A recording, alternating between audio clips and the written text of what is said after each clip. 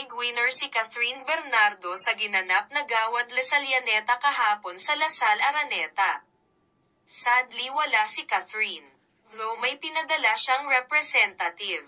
Kabilang sa kanyang napanalunan ang Most Outstanding Brand Endorser, Most Outstanding Film Actress and Most Outstanding Filipino Film ang pinagbidahan niyang pelikulang A Very Good Girl.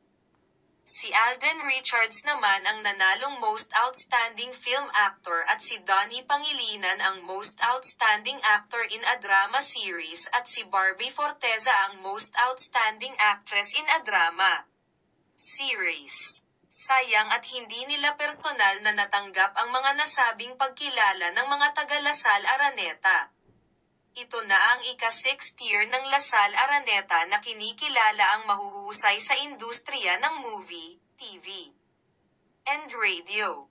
Hall of Famer awardee ang Filipino star ngayon na 5-time Most Outstanding Print, Digital Tabloid awardee. Salamat sa bumubuo ng Lasal Araneta.